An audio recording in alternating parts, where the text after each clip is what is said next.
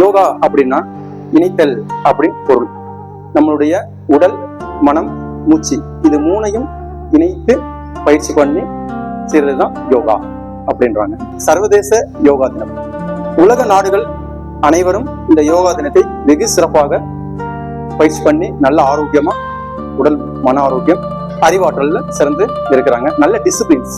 அதனால எல்லாருமே இந்த யோகா பயிற்சியில் இணைந்து மூச்சு பயிற்சி, நம்ம உடம்புல ஒரு 10 விதமான ஜாயிண்ட்ஸ் இருக்குது, அந்த ஜாயிண்ட் பயிற்சி, அதுக்கப்புறமாட்டி ஆசனங்கள், அந்த மாதிரி ஆசனங்கள், பல்வேறு வகையான ஆசனங்கள் இருக்குது, ஆசன பயிற்சிகள்.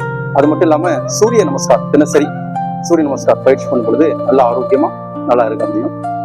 நீங்களும் பயிற்சி பண்ணி உங்களுடைய உடல் பலம், மனோபலம், அறிவாற்றல் சிறந்து ஆரோக்கியமாக இருக்கணும் மற்றும் இந்த சமுதாயத்தையும் நல்ல ஆரோக்கியமா வச்சுக்கணும் அப்படின்னு எங்களுடைய வேண்டுகோள். நன்றி, வணக்கம்.